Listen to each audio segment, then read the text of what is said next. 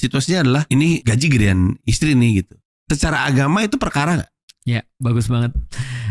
Aku senyum tadi karena itu persis seperti apa yang diformulasikan oleh Al-Quran. Pertanyaanku untuk sebelum aku jelasin ini.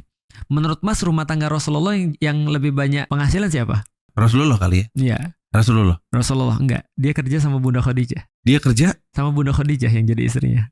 Jadi Rasulullah itu dulu kerja sama Bunda Khadijah atau berdagang ya dengan barang-barang Bunda Khadijah. Bunda Khadijah itu adalah seorang janda yang kaya raya. Hartanya itu luar biasa dan kebaikannya terkenal banget. Namanya kan Bunda Khadijah, tapi julukannya adalah Thahirah. Artinya adalah yang suci. Karena dia adalah wanita yang seolah-olah kayak di depan daripada zamannya. Dia nggak pernah menghardik karyawan-karyawannya. Dia nggak pernah ngerendahin orang-orang yang lebih miskin daripada dia. Dan orang-orang nggak ada yang benci sama Khadijah. Dia punya salah satu karyawan lah, gampangnya ya, Nabi Muhammad. Dan dia ngeliat, kok ini orang kok kerjanya bener gitu kan ya.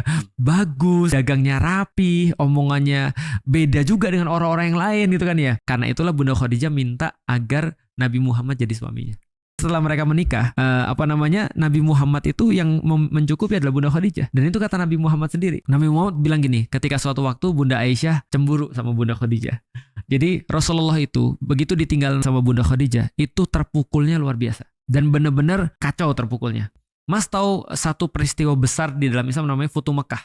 Rasul balik lagi ke kota Mekah, comeback dan benar-benar epic comeback. Itu luar biasa banget. Orang-orang senang banget, luar biasa.